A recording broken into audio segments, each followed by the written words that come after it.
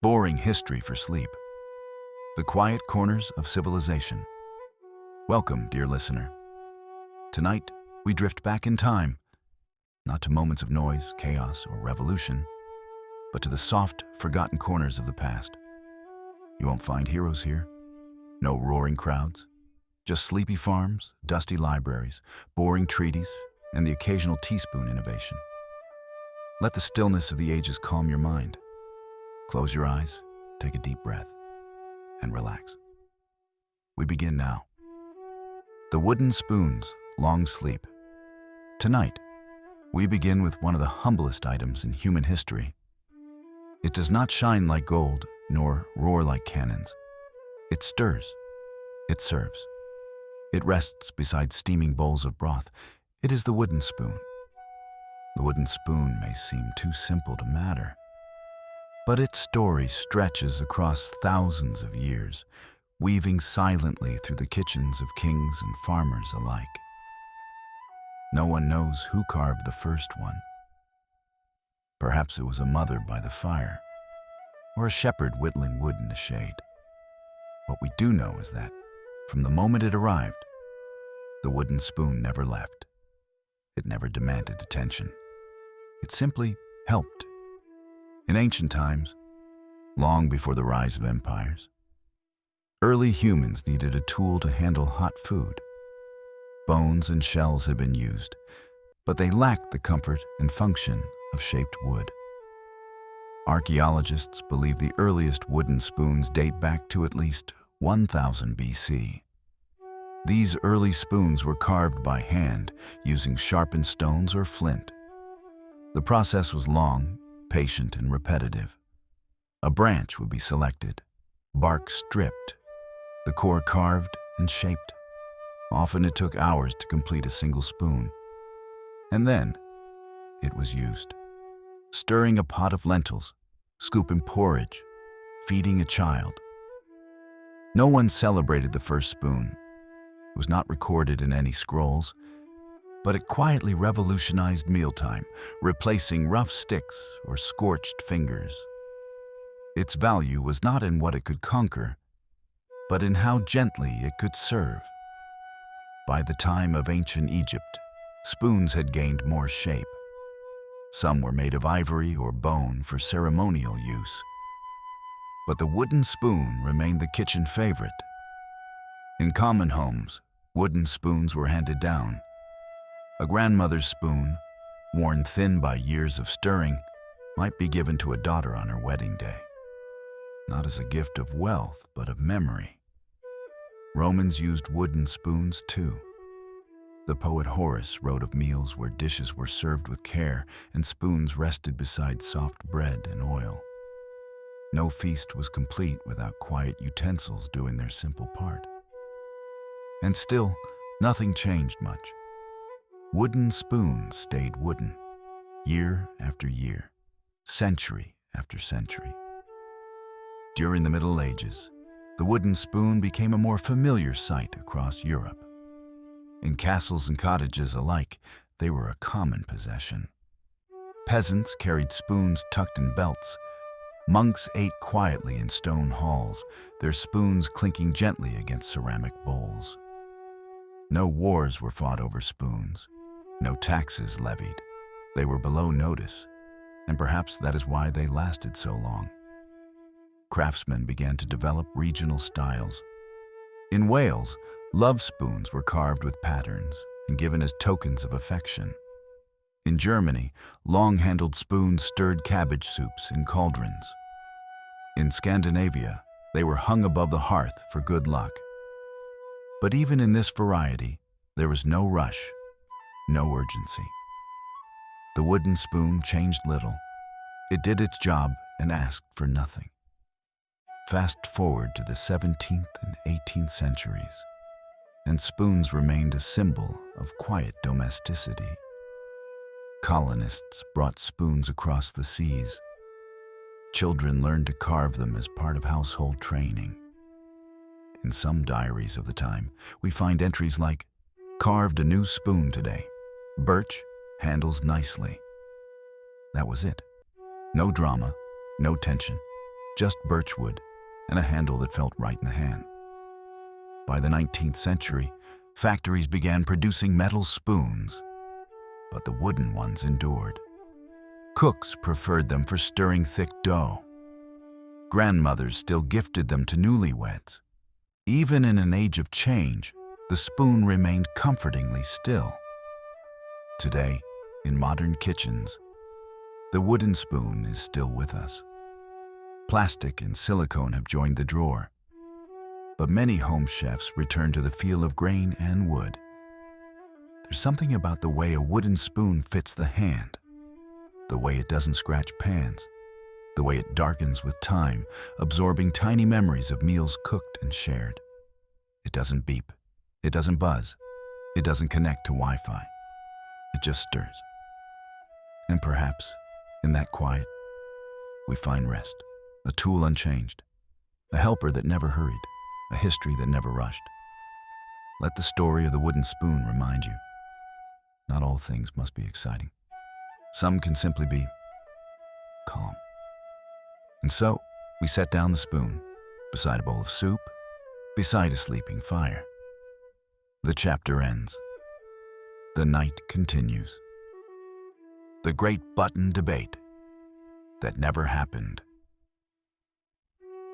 In the grand timeline of human invention, few things are as overlooked and under-celebrated as the button. While great attention has been given to the steam engine, the printing press, and the telephone, the button has quietly clung to jackets and shirts, century after century, with quiet dignity. The earliest buttons we know of were discovered in the ruins of the Indus Valley civilization. These were small, decorative pieces made of carved seashells. They were not used to fasten clothing, but instead as adornments, perhaps for ceremonial purposes. Their presence suggests that the desire to embellish fabric is as old as civilization itself. For centuries, buttons existed more as jewelry than function. In ancient Greece and Rome, people preferred pins and fibulae, ancient brooches, to fasten their tunics. Draping fabric was more elegant than tailored seams, and buttons simply weren't necessary. They lingered in the background, never commanding attention. It wasn't until the 13th century in medieval Germany that buttons began to fulfill the role we now associate with them. As clothing styles began to shift toward more tailored and body-hugging designs, there emerged a need for closures that could hold fabric snugly together. Buttons and buttonholes were a quiet solution. They required no invention, just sewing, just thread, just patience. The popularity of buttons spread slowly across Europe. Nobles wore them in great numbers, not out of utility, but because they could afford the luxury of decorated fasteners. Some doublets bore dozens, even hundreds of buttons, many of which were never meant to be fastened at all. They simply hung in place, suggesting wealth and craftsmanship. While upper-class buttons sparkled with inlaid gemstones or embossed gold, common folk made do with wood, bone, and horn. Buttons were carved in kitchens and workbenches, often from leftover materials. A father might shape one for his child's winter coat. A farmer's wife might sew one onto a shirt and reinforce it with spare string. Still, no one argued about buttons. No one campaigned to change their shape or placement. They simply appeared, on coats, on cuffs, on breeches, and stayed. Their purpose was clear, their method straightforward. If one broke, it was replaced. If one was lost, another was sewn on without ceremony. Around the 17th century, a curious custom developed. Men's and women's buttons were placed on opposite sides. There's no official record explaining why. Theories abound. Perhaps women of means were dressed by servants, and left-side buttons made the task easier. Men, dressing themselves, found right-side buttons more practical. But no royal decree determined this.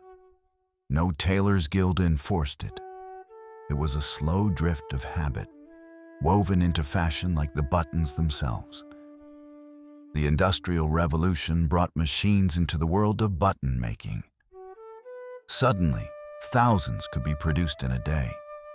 Uniformity increased, but the basic concept stayed unchanged. A small shaped object, usually round, with holes or a shank, passed through a slit in fabric. Even as factories buzzed, buttons remained peaceful, modest inventions. In the 19th century, button collecting became a quiet hobby among the more observant classes. Some people kept cabinets filled with ornate, rare buttons. Pressed glass, ivory, jet, mother of pearl. These collections were rarely displayed. They were studied, cataloged, and treasured quietly, often by women who appreciated the subtle artistry behind these small forms. Even in military history, buttons remained untouched by drama. Soldiers' coats were adorned with polished brass buttons, often bearing insignia. The cleaning and shining of these buttons became a daily ritual. Yet still, the button never took center stage. It was always a supporting act, fastening sleeves and holding shape. The arrival of the zipper in the early 20th century might have threatened the button's reign, but it did not. Zippers were mechanical and bold. Buttons, by contrast, were simple and reliable. Zippers jammed. Buttons held strong. They needed no innovation to remain relevant. Today, buttons are found everywhere, from plastic versions on school uniforms to vintage styles on coats passed down for generations. In offices, on sidewalks, at weddings, and during sleep, buttons remain. Most go unnoticed. They are rarely praised, rarely cursed. They simply exist. And so, there was never a great button debate. No designers stood on a stage to defend them. No pamphlets were printed. No thinkers wrote treatises on their importance. The button won its place not through argument, but through quiet usefulness. As you settle into the stillness of this evening, let the thought of the button ease your mind. Imagine sewing one slowly onto soft fabric, the thread looping gently, the needle pushing through without resistance, the sense of quiet progress with each stitch. The button asks for no thanks. It seeks no spotlight. But without it, the jacket falls open, the shirt gapes, the dress slips. In its silence, it holds everything together. Let your breath slow. Let your thoughts drift, like a shirt gently folded, buttoned at the collar. The day fastens shut softly, with no debate. Chapter 3. Dusty roads of ancient Rome. Maintenance logs and mule paths. When one thinks of ancient Rome, thoughts often rush to emperors, gladiators, or grand speeches in marble forums. But beneath the sandals of those citizens, beneath the chariots and carts, lay the quiet veins of the empire, the roads. Rome's roads were a marvel, not because of their glamour, but because of their consistency. Straight, flat, and unwavering, they connected cities, ports, and forts across thousands of miles. Yet this chapter isn't about their construction. It is about their maintenance, their dust, their daily silence. A Roman road was more than just stone and gravel. It was a living thing, constantly trodden by hooves, sandals, and wheels. And so, it needed care, not dramatic rebuilding or innovation, just small, steady acts of maintenance. A loose stone here, a worn rut there. The work was not thrilling, but it was essential. Across the empire, small teams were assigned to observe and report on road conditions. Known as curatores viarum, these men weren't engineers or warriors. They were record keepers, inspectors. Their job was to notice the ordinary, a muddy patch, a broken marker, a fading milestone. Scrolls and tablets recorded road conditions in simple terms. Surface worn, drainage weak, repairs requested. These lines were the heartbeat of the Roman transportation system, quiet, dry, and rarely celebrated. Mules and oxen were the primary movers of goods. Their hooves left deep prints in soft earth and echoed on paved stone. They did not complain, nor did their handlers. The roads they walked were dry, dusty, and long. A journey might last weeks. The pace was slow, the views unchanging. But still, the road remained underfoot. In the provinces, minor towns were often connected by secondary roads. Less impressive, less durable, but no less important. These roads didn't carry legions. They carried vegetables, olive oil, clay pots, and woven baskets. Their wear and tear was steady, gradual, predictable. Letters from provincial governors occasionally mentioned roads, but always as an afterthought. Grain arrives late due to soft ground near the southern bend. Bridge planks replaced before autumn rains. Such notes were not history-changing, but they were the quiet realities of empire. Roman milestones, or miliaria, marked distances along the roads. Each stone stood calmly in the dust, carved with the name of the emperor at the time of its placement. These stones didn't speak, they didn't boast, but they told travelers, one by one, how far they had come and how far they had to go. Roadside inns called mansiones offered shelter to travelers, messengers, and supply wagons. Their logbooks, when preserved, list visitors not by name, but by role. Courier, baker, soldier, mule driver. They stayed one night, maybe two, then moved on. The sweepers and repairers of the road had no titles of grandeur. They patched what needed patching, brushed away debris, filled dips with gravel. Their names were not etched in stone. Their tasks were not sung. But without them, the roads would crumble. And still, even with attention and care, many roads faded.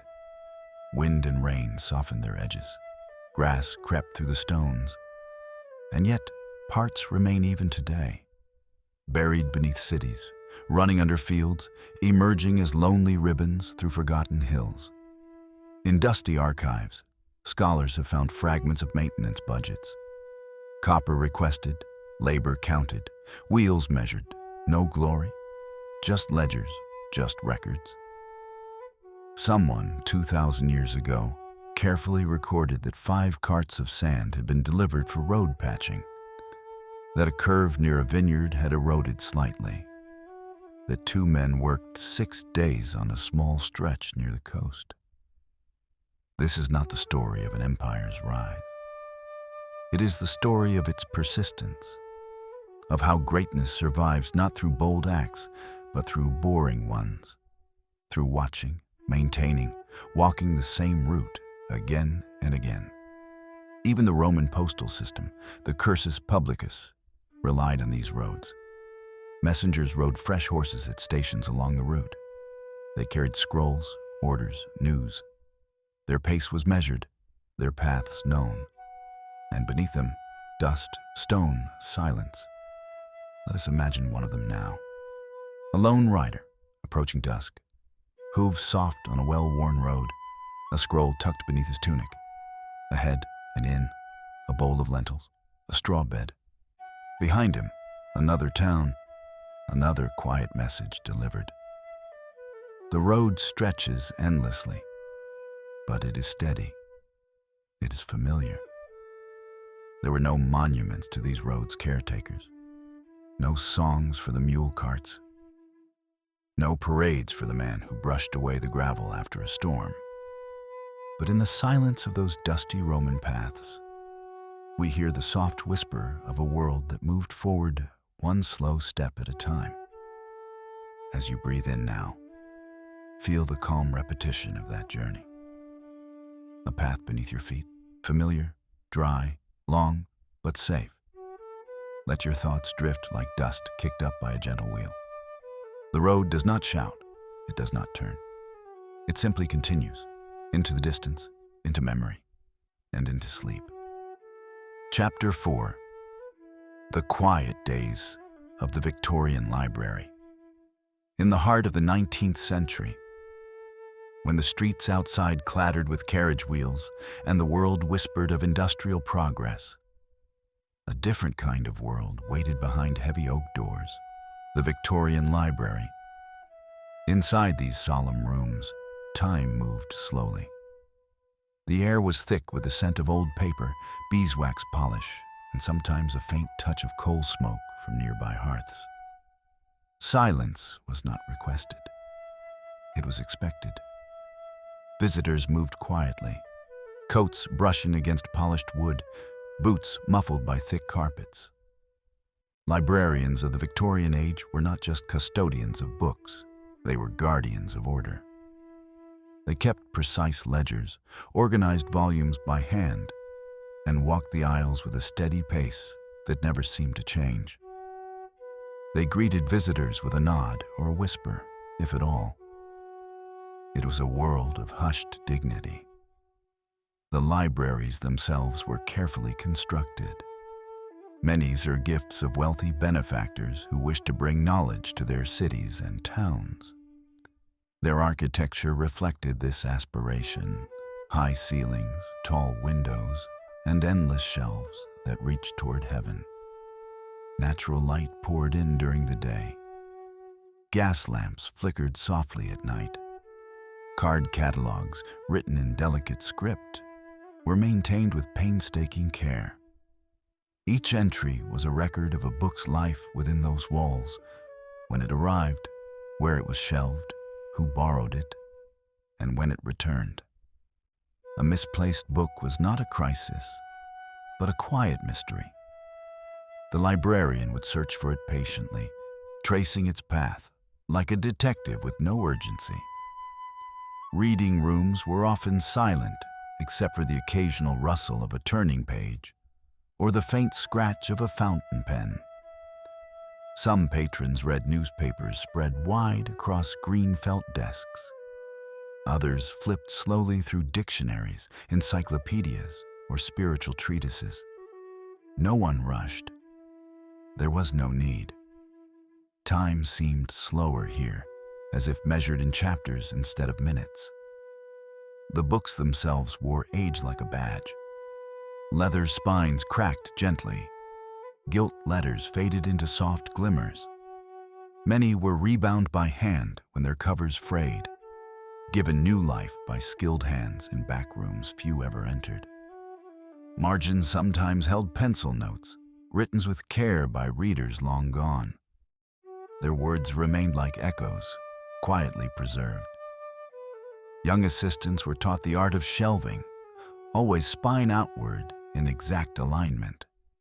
Dewey Decimal or proprietary codes were memorized and applied without question.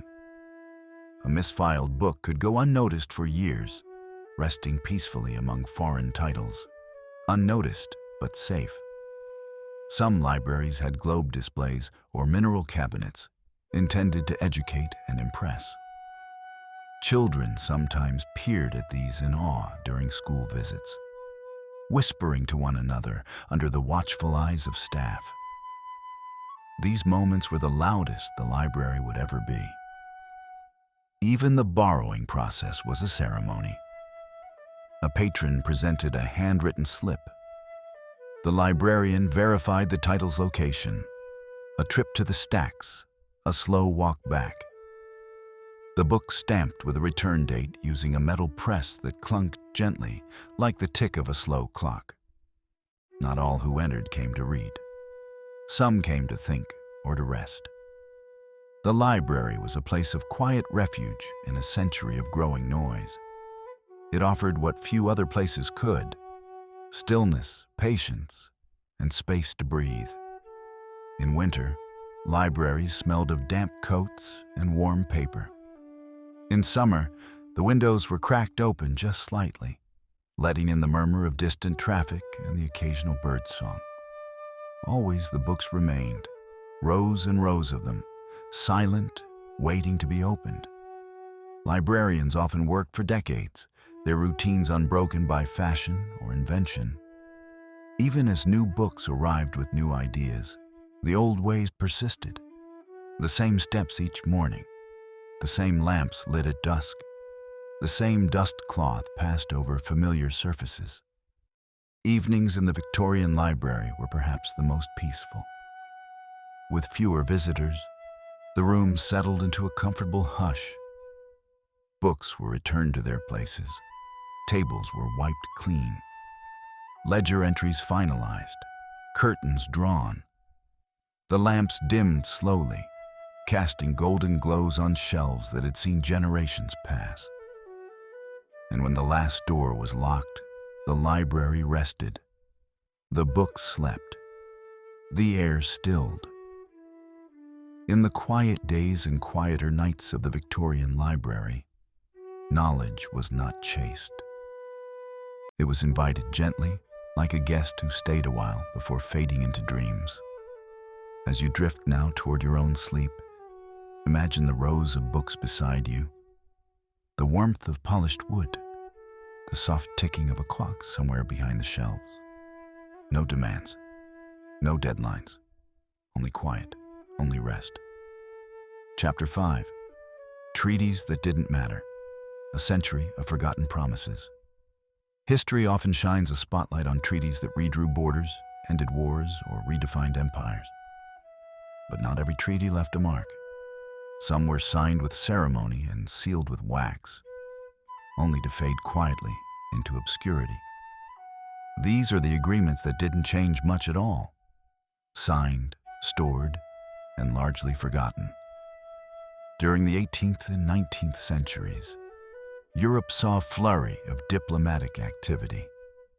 Kings, dukes, and envoys met in candlelit chambers to negotiate the placement of fences, rights to fish in small rivers, or the future of a patch of woodland.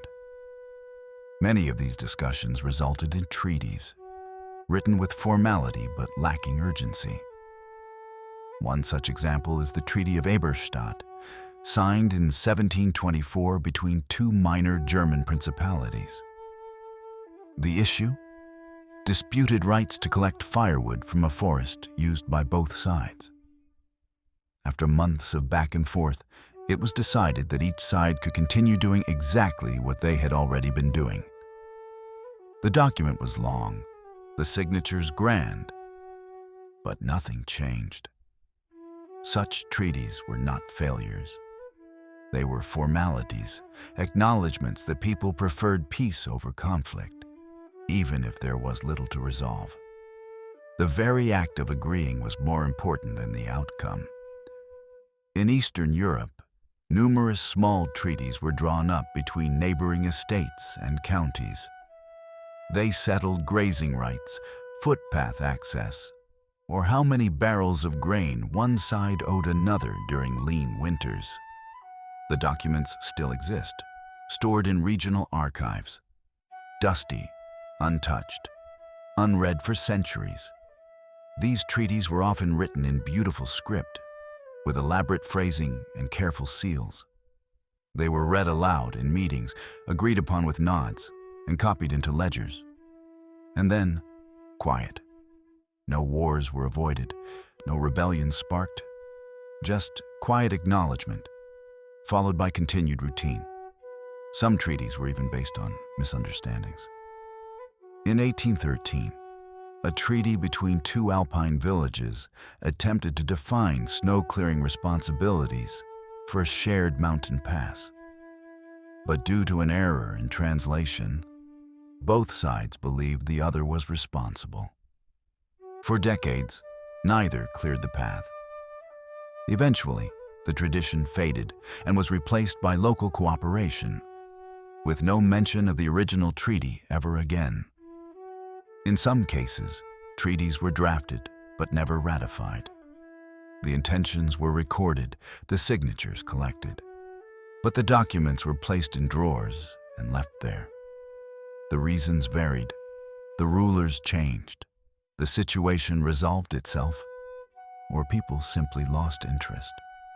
One obscure British treaty, drafted in the early 1800s, sought to define the rights of ferry operators on a short stretch of the River Avon. The language was vague, the terms broad. Before it was ever enforced, the ferry business declined, and a bridge was built nearby. The treaty, still preserved in the town hall, has not been referenced since. What makes these treaties so fascinating is their stillness. They are echoes of calm meetings, of problems so small they barely qualified as disputes. Yet those involved still went through the motions, writing, discussing, agreeing, because process mattered. In an age when diplomacy was a symbol of civility, signing a treaty, even an inconsequential one, was a sign of order.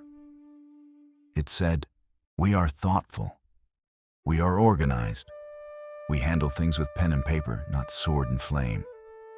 Today, these documents offer a glimpse into a slower world, a world where time was given to solving even the smallest issues, where words were chosen carefully, even when the stakes were low, where two sides could come together not out of crisis, but out of courtesy. Archivists today sometimes find these forgotten treaties tucked into bound volumes or hidden in drawers. They read them with quiet smiles, recognizing the care that went into agreements no one needed.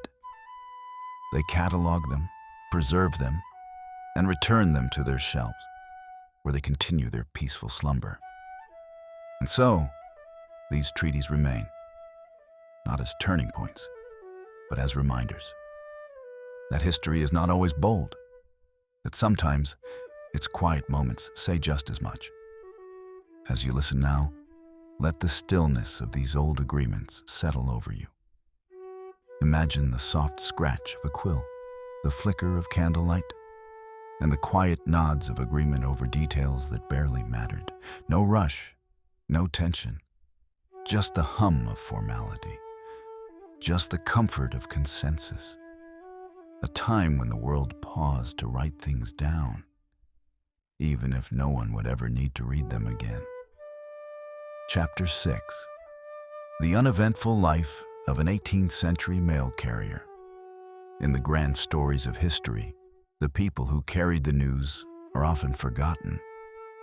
Before telegraphs, radios, and instant messages, there were men on foot and horseback, carrying letters, packages, and handwritten news from one place to another. Most days, nothing remarkable happened to them, but it was in that uneventfulness that their quiet importance lay. The typical mail carrier of the 1700s lived a routine that was structured, repetitive, and rarely interrupted. He awoke early, often before the sun rose, and checked the post bags prepared the evening before. Each letter was carefully folded and sealed with wax, its destination scrolled in ink. Some carried family news, others merchant transactions, a few legal summons or notices of land. The journey began slowly. If he had a horse, he mounted it with ease born of habit. If not, he began on foot, boots brushing dew-covered grass, his pace set by the rhythm of the road. He knew every bend and tree along the road, not by name, but by presence. The roads were uneven, rutted by wagon wheels and softened by rain. But they were familiar. Along the way, he would pass the same cottages, farms, and stone fences. Occasionally, a farmer would nod in greeting. A dog might bark and then return to sleep. It was a world that didn't rush. The carrier often traveled in silence. The letters in his bag made no sound. The wind rustled hedgerows. Birds called from trees. Sometimes the creak of his saddle was the loudest noise of the morning. His first stop might be a manor house. A butler answered the door. The letter was accepted without a word. Perhaps a coin was pressed into the carrier's palm, or a nod exchanged. Then he moved on. At the village, he might hand over a bundle to the innkeeper or the local clerk. Occasionally, someone would stop him to ask if anything had arrived from a distant cousin or trading partner. Often the answer was no. There were no uniforms, only satchels and cloaks suited to the weather. In winter, a thick scarf. In summer, a broad hat. He carried little besides the post, a flask of water, maybe a slice of bread wrapped in cloth. Lunch was eaten alone, seated on a flat rock or the edge of a well. Some mail carriers slept at inns along the route. Others returned home the same evening. They wrote simple logs, distance traveled, stops made, letters delivered. These were rarely inspected. They served as routine, not records. Danger was rare. Most travelers respected the mail carrier's role. After all, he brought news, not wealth. A thief might find nothing but a bag of sealed paper. His safety came from his invisibility.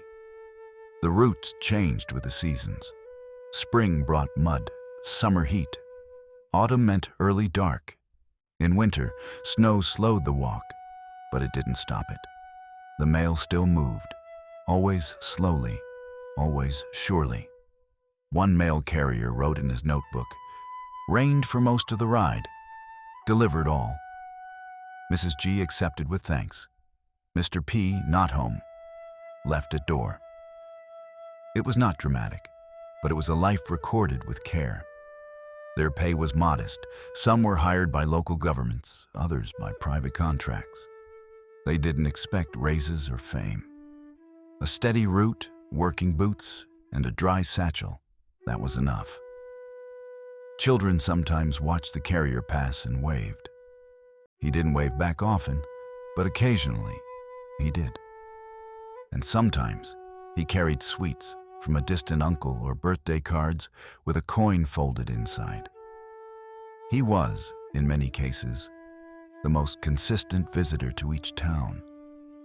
He didn't stay long, he didn't ask questions, but his presence marked the rhythm of the week. Tuesdays meant letters from the capital. Fridays brought news from the port. Over time, some grew old on their routes. Their steps slowed, their routes shortened. But they continued, walking the same trails, delivering messages they would never read. At retirement, there were no medals. Perhaps a small gathering, a gift from grateful neighbors, maybe a new coat. Their legacy was not in drama or invention, but in persistence, in walking the same paths over and over again. And so, the mail was delivered, not with fanfare, but with footsteps, one by one. The same roads, the same towns, the same silence. As you listen now, think of that path, the crunch of gravel, the sigh of wind, the warm press of a letter into waiting hands. A message passed quietly, a moment shared, then gone. Let your thoughts walk those same roads, not to anywhere urgent, just forward, step by step, letter by letter, through the quiet countryside of memory. Chapter 7. The History of the Yawn-Worthy Fork. Among all the tools found on a dinner table, the fork may be the least noticed. It does not slice like a knife or cradle like a spoon. It simply waits, quietly pointed, unassuming, and reliable. Its story, though long, is gentle and largely uneventful. And that makes it perfect for tonight. The earliest versions of the fork appeared in ancient civilizations. In the kitchens of ancient Egypt, bronze two-pronged utensils were occasionally used for cooking and serving, not eating. These tools were utilitarian, simple extensions of the hand meant for spearing and lifting. The Greeks had similar implements. They used them to roast meat over open flames, but meals themselves were eaten with fingers and bread. The fork was still seen as something reserved for fire, not for the table. The Romans, too, had forks, though rarely. A few examples have been found in archaeological digs, small, delicate, and likely owned by the wealthy. Yet even among emperors, fingers remained the dominant utensil. Napkins were more essential than forks. After the fall of Rome, forks nearly disappeared from Europe. For centuries, meals were consumed with spoons, knives, and hands. Bread was the tool of choice, used to scoop, hold, and soak. No one missed the fork. No one spoke its name. Then, in the 11th century, the fork quietly returned to the European consciousness. A Byzantine princess named Maria Argyropulina brought golden forks to Venice when she married into Italian nobility. Her utensils shocked the court. Eating with such tools was seen by some as excessive, too refined, even sinful. After her death, people whispered that she had offended God by refusing to eat with her hands. Despite this, the fork lingered in the shadows. Wealthy Italian households began to adopt them, not broadly, but with curiosity. The utensils were small, awkward, and often had only 2 prongs. They were used mainly for sticky foods, fruits, or pastries. The 14th and 15th centuries saw a gradual shift. In Renaissance Italy, where art and elegance flourished, table manners became a quiet obsession. The fork fit well into this new focus on refinement. It moved from curiosity to custom. Still, most of Europe was slow to follow. The French resisted the fork longer than one might expect. Forks were seen as unnecessary, perhaps even fussy. What was wrong with using fingers? After all, humans had eaten for thousands of years without pronged instruments. The turning point came not with revolution, but with travel. Nobles visited Italy, observed the use of forks, and brought them home as novelties. Slowly, the upper classes adopted them. By the 17th century, forks had made their way into polite dining across Western Europe. At first, forks had only 2 tines, then 3, finally 4. Each change was quiet, practical, and slow. No one held protests over the number of prongs. No one wrote poems in praise of the new designs. They simply arrived, were used, and stayed. The fork spread across the Atlantic with European settlers. In colonial America, they were rare at first. Most households relied on knives and spoons. But by the 18th century, forks became part of the expected table setting, still not exciting, still not celebrated. Materials changed over time. Bone handles, wooden grips, then silver, then steel. The designs became more refined, more balanced. Still, the fork remained essentially the same. A handle, a set of tines, a job to do. Etiquette manuals began to reference forks in the 1800s. They advised on how to hold them, how to use them with knives, when to put them down. None of it was thrilling. All of it was precise. The Industrial Revolution brought mass production. Suddenly, forks could be found in every home. Uniform, affordable, ubiquitous. Still no one celebrated. Still no speeches or songs.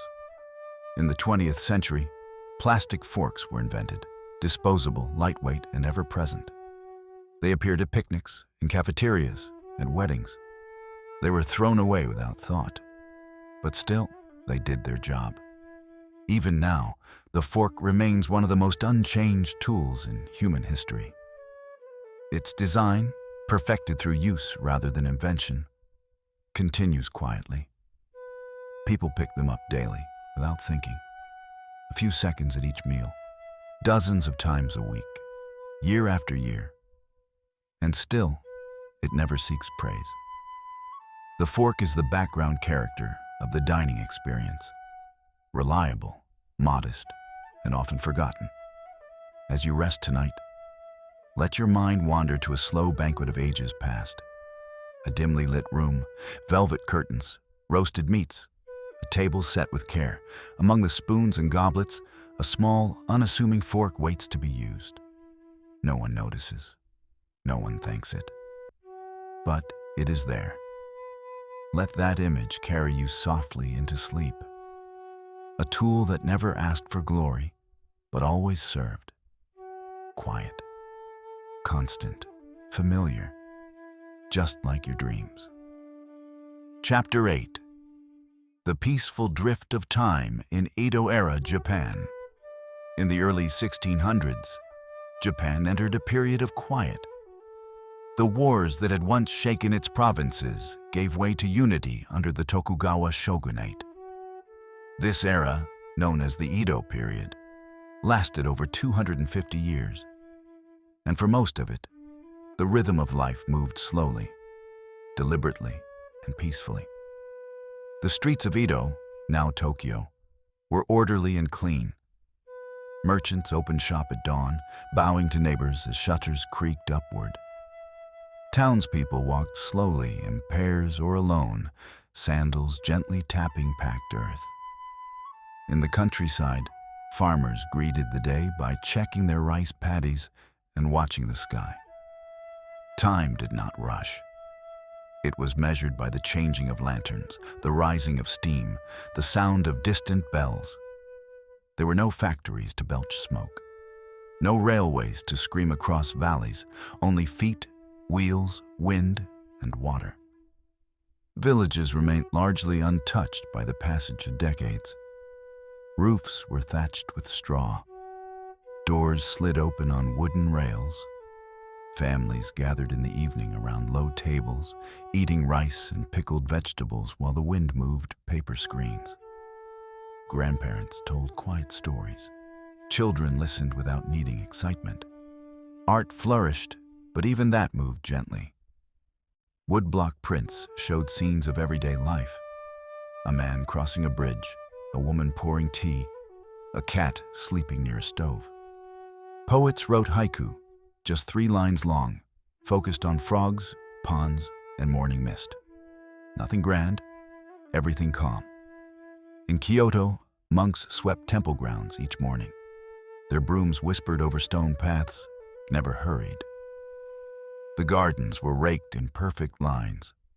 Visitors walked silently, hands folded, eyes on gravel.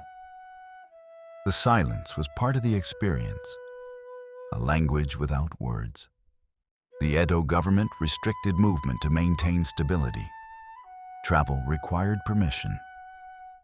And yet, there was a well-known road, the Tokaido, that linked Edo to Kyoto. Travelers walked it for weeks. Inns marked the way. Each evening, strangers dined together in stillness, their tired bodies wrapped in robes, their feet soaking in warm water.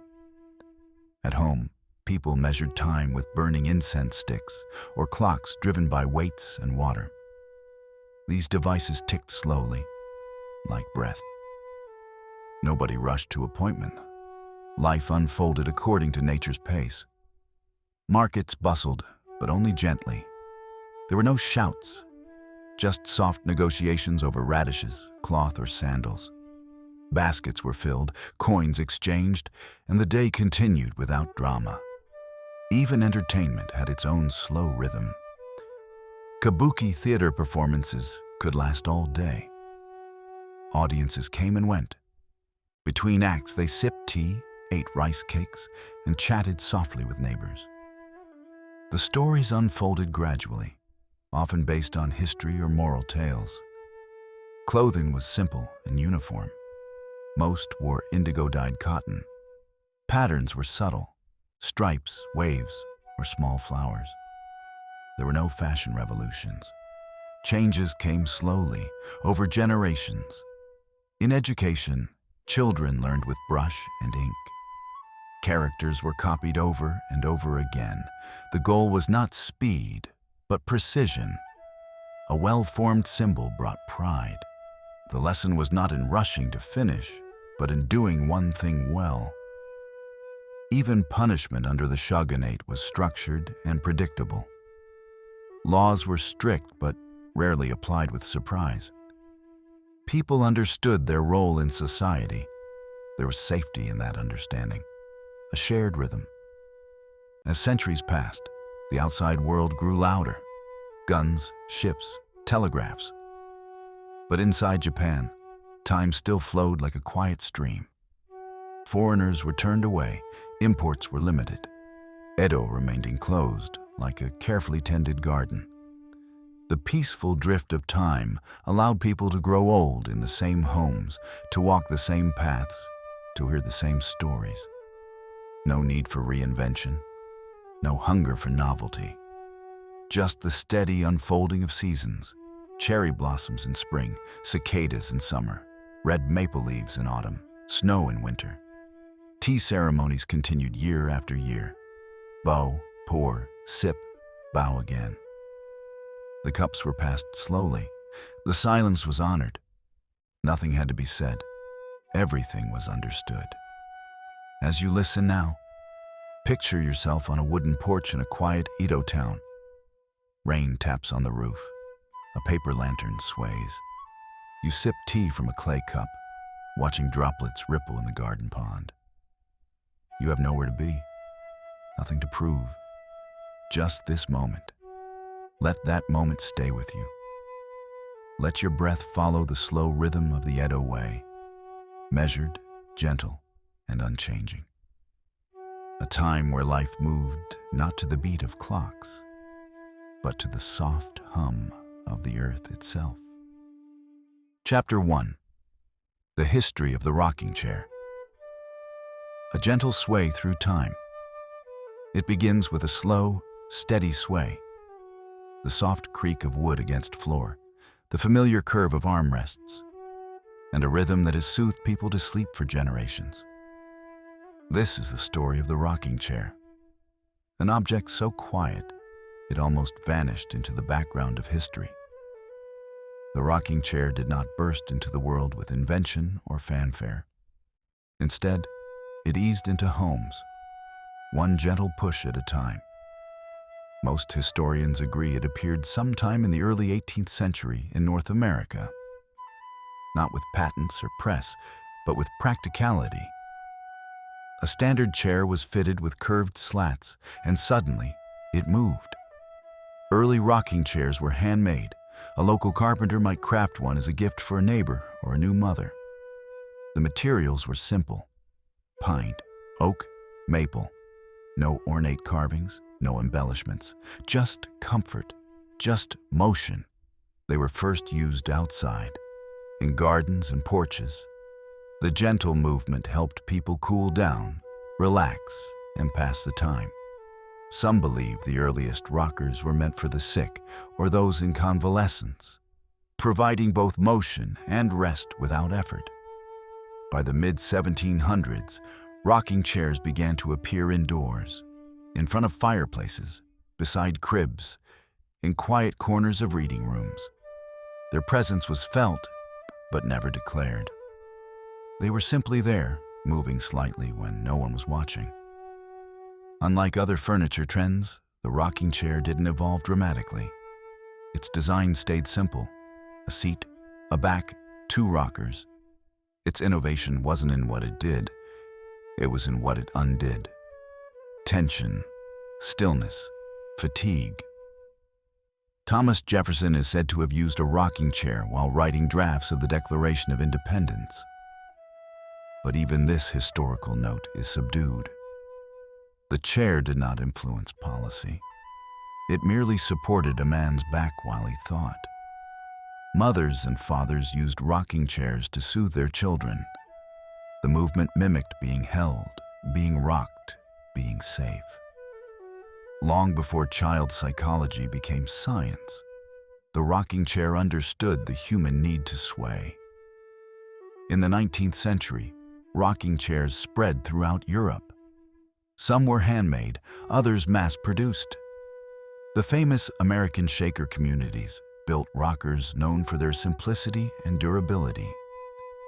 Their chairs, with straight lines and natural finishes, became icons of quiet craftsmanship.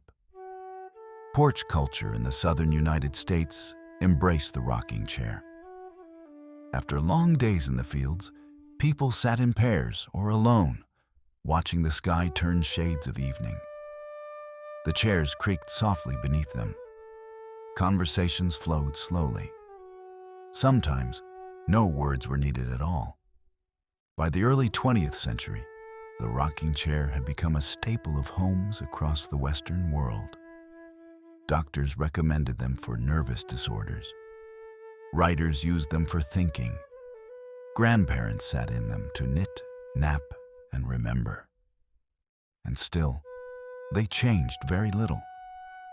Unlike other pieces of furniture, there were no revolutions in design, no rise and fall of popularity. The rocking chair didn't chase fashion, it drifted comfortably behind it. In movies, rocking chairs often symbolize quiet wisdom or haunting stillness. A slow creak in an empty room, a grandmother's laugh, a place where time pauses.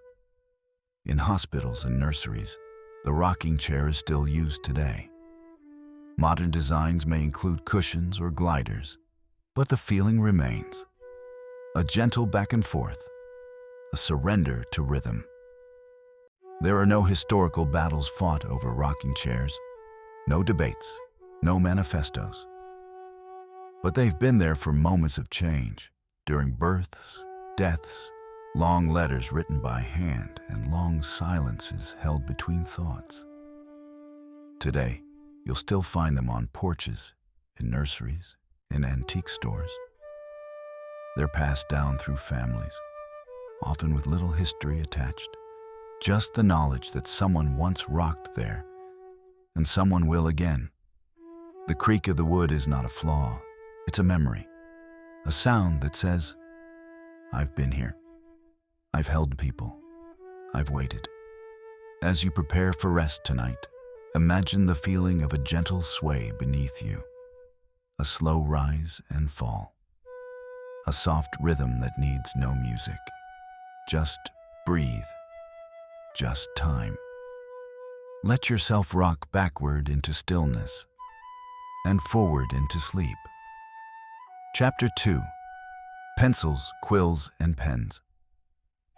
The calm evolution of writing tools. Before there were emails and keyboards, there were strokes of ink, lines of graphite, and hands that moved slowly across paper. This is the calm evolution of writing tools. Pencils, quills, and pens. Each arrived quietly. Each changed how people express themselves, not in shouts, but in steady marks. The earliest forms of writing were carved into clay with sticks or etched onto stone with sharp tools. These early instruments were not meant for speed. They were used with care, with intention. Each symbol a slow process of recording thought. As paper began to spread, especially through the Islamic world and later into Europe, tools began to shift. The quill pen, made from a large bird feather, often a goose or swan, became the writing tool of choice for centuries. It required trimming, dipping, precision. Scribes would sit in candlelight, trimming their quills with small knives. Each pen had to be reshaped again and again, the tip recut to keep the ink flowing correctly. Writing was not rushed. It was an art of balance. Too much ink and it would blot, too little and it would scratch. Quills wrote countless letters, treaties, poems, and laws. They penned the Magna Carta. They recorded Shakespeare's words. And yet, they were never loud. Each stroke was soft, each word a whisper. In time, the need for greater efficiency brought the pencil into use. Contrary to popular belief, pencils contain no lead. They use graphite, a substance discovered in England in the 16th century. It marked paper clearly and could be erased. a tool for thinking, sketching, testing. Early pencils were wrapped in string or wood. Some were even just rods of graphite held in hand. Over time, wooden casings became standard. School children began to carry them. Artists used them to sketch. Notes were written and revised. All of it quiet work. There were no revolutions over pencils, no parades. Just slow improvement. Erasers were added. Shapes became more comfortable. Yellow became the most popular color. But nothing about the pencil ever asked for attention. It simply worked. Meanwhile, the quill gave way to the dip pen. Metal-tipped and reusable. It too required dipping, but lasted longer. Offices, schools, and postal services adopted it. Inkwells became a common part of every desk. Eventually, the fountain pen was born, able to carry its own ink inside a small reservoir.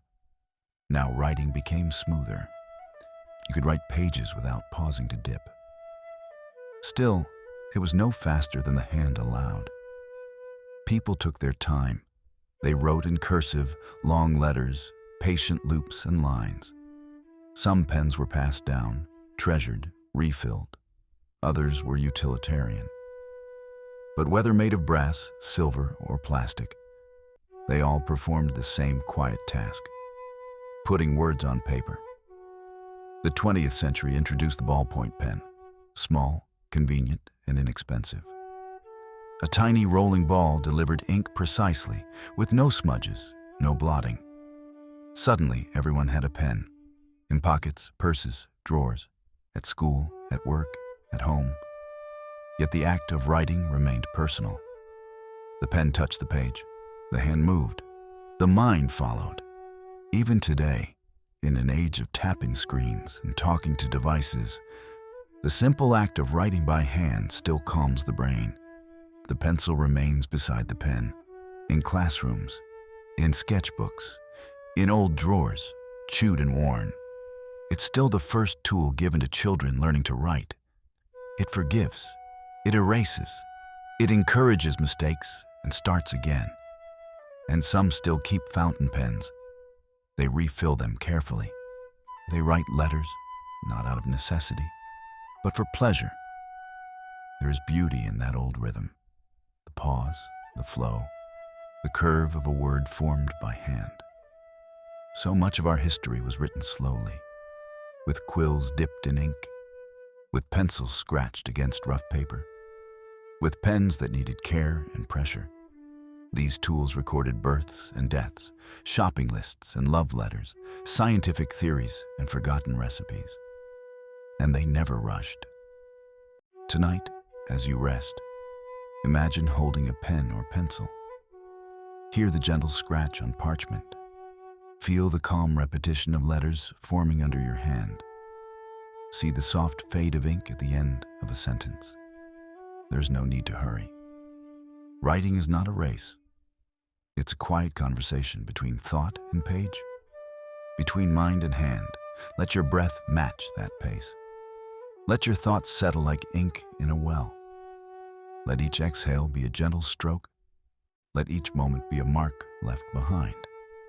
And rest, knowing that even the simplest tools have left the deepest records of who we are. Chapter 3. The Teacup's Silent Journey. Across the globe, small, circular, smooth in the hand. The teacup is an object of delicate design and enduring calm. It carries no weight of power or fame. And yet, for centuries, it has accompanied quiet mornings, thoughtful pauses, and long, slow conversations. The teacup story begins in China, over 1,000 years ago. During the Tang Dynasty, tea drinking evolved into an art. Bowls were first used, simple clay vessels without handles. These early cups were rustic, handmade, and unique. They held warmth, fragrance, and simplicity. As porcelain techniques developed, cups grew thinner, more refined. The Song Dynasty brought about elegant teacups with gentle glazes, sometimes with small imperfections that made them even more beautiful. People admired how light played on their surfaces, how tea looked inside them. Tea itself became more than a drink. It was a practice, a moment, a ritual. The cup was essential to that experience, not as a status symbol, but as a vessel of intention. When tea culture spread to Japan, so too did the teacup.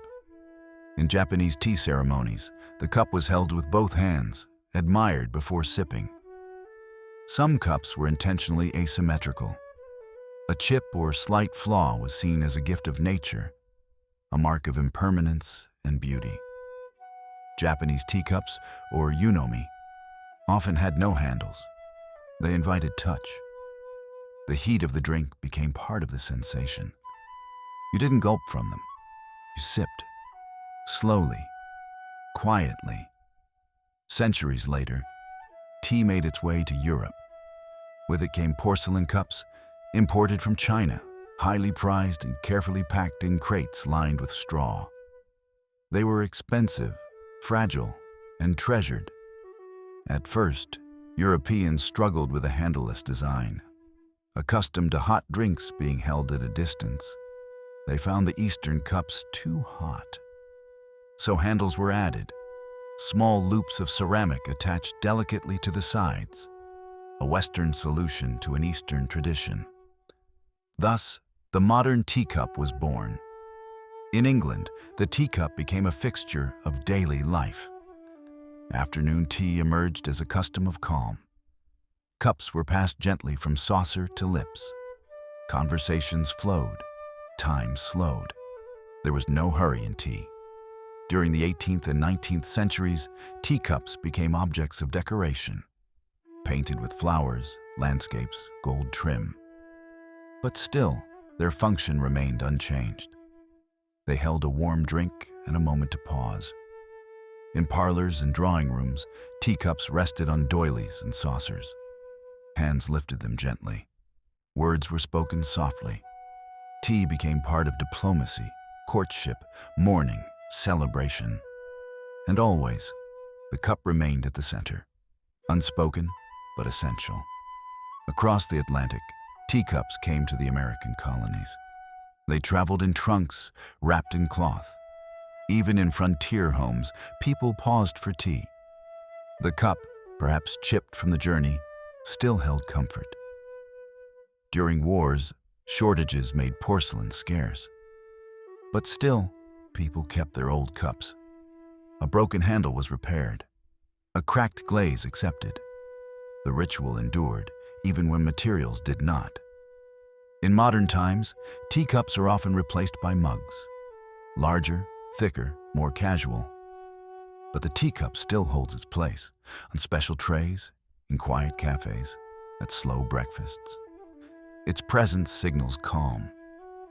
Collectors admire antique cups, not for rarity alone, but for the stories they suggest. Who once sipped from this rim? What words were spoken? What morning light shone through the window as tea steamed into the air? There are no parades for the teacup, no headlines. Yet it has seen more sunrises than most buildings, more quiet pauses than any clock. It has traveled across continents, changed shape and style, and never asked for attention. Let yourself imagine now the soft clink of a cup meeting its saucer, the warmth rising in your hands, the first sip, the way time feels longer, slower, softer when tea is in the room. You do not drink a teacup. You drink with it. It shares the moment. Let that moment carry you into sleep. With grace, with gentleness, with the silent journey of the teacup across centuries and across your dreams. Chapter 4. The very slow rise of the umbrella rain has always fallen. The skies have always opened. And for centuries, people simply endured it. The umbrella, now a common companion on wet days, took a long and quiet journey before it found its place beside doors and inside coat closets. The story of the umbrella begins in ancient civilizations. Thousands of years ago, parasols were used to block the sun, not the rain. In Egypt, in Mesopotamia, in India and China, umbrellas were status symbols carried over the heads of royalty by servants. These early versions were made of palm leaves, feathers, or stretched fabric on wooden frames. They offered shade, not shelter, protection from brightness, not downpour. In China, around the 11th century BCE, a new innovation arrived: oil paper umbrellas. These were designed to resist water, crafted from bamboo and oiled paper, lightweight and functional. Still, they remained symbols of status, used in ceremonies, held with care. The umbrella reached Japan soon after, evolving into the traditional wagasa. These were handmade with washi paper and lacquered to repel rain. They were often more beautiful than practical, painted, patterned, carried in elegance. For centuries, Europe knew umbrellas only as items of the East. Paintings showed noblemen beneath them, but rarely in real life. Instead, when it rained, people got wet, or they stayed indoors. In the 17th century, the umbrella began to appear in France and Italy. Still, they were mainly used by women of the upper class. Men considered them odd, even unmanly. Cloaks were the preferred form of weather protection. A man soaked by rain was considered rugged. Then, in the 18th century, in the grey drizzle of London, something shifted. An Englishman named Jonas Hanway began walking the streets with an umbrella. People stared, some laughed. Cab drivers were outraged, less business for them. But Hanway persisted. Over time, others followed. Still, the adoption was slow. It took decades. Umbrellas were heavy, awkward, often made of whalebone or wood. They broke easily in wind. Their handles were stiff. Opening and closing required strength and patience. But slowly, they became part of daily life. In the 19th century, technology improved. Steel ribs replaced wood. Folding mechanisms were introduced. The design became lighter, easier to carry. Umbrellas appeared in shop windows. They became gifts, fashion items, tokens of affection. The French called them parapluie, the Italians ombrello, the Germans Regenschirm. Each name a quiet acknowledgement of the same thing, a shield against the soft tapping of rain. No great battles were won under umbrellas, no grand declarations made. But still they were there, in city streets, at gravesides, in romantic walks along riversides. Umbrellas were featured in art. Renoir painted them. Writers referenced them. Children played with them. And still, they remained objects of practicality and peace. Today, umbrellas come in every color and size. Compact ones fit in handbags. Large ones shelter entire families. Some are transparent. Some collapse with the push of a button. And some still require two hands and patience. In some places, umbrellas are part of culture. In Japan, people line streets with umbrellas on rainy days like floating jellyfish. In London, they are almost uniforms. In tropical countries, they shield against sun as well as rain. Yet for all this, the umbrella is rarely praised. We do not celebrate it. We forget it on buses, leave it in cafes, and often only remember it when the sky darkens. But tonight, as you prepare to sleep, picture a quiet street in a quiet town. Rain falls gently. Someone walks slowly, holding an umbrella above their head. The drops drum softly on the fabric. Footsteps echo. There is no rush. The umbrella does not fight the storm. It allows space beneath it. Dryness, calm, shelter. Let yourself rest beneath that idea. The soft circle of calm that follows you, gently as rain falls all around. Chapter 5. A short walk through the hallway. Architecture's quietest feature. It connects without fanfare. It moves people without notice. It is the space between where we were and where we're going. The hallway, long, narrow, and often overlooked, may be architecture's quietest feature. Before modern architecture gave it a name, the hallway was simply a necessity. In ancient homes, space was open, shared. Families cooked, ate, and slept in the same room. Privacy was rare. As homes evolved, small spaces emerged, passages to separate, to buffer, to lead from one place to another. In medieval castles, stone corridors linked chambers. Their footsteps echoed softly along walls of granite. Guards walked them. Servants used them to slip unseen. They were cool, dark, practical. But even then, the hallway was not the destination. It was the route. In Japanese homes, the engawa, a wooden corridor between indoors and garden, served a similar role. It was not just a path, but a place of pause. A space to slide open a door, sip tea, and feel the breeze without leaving home. It was the hallway as experience, not just transition. In grand European estates, long carpeted hallways became symbols of status. Paintings lined their walls, candles flickered along their lengths.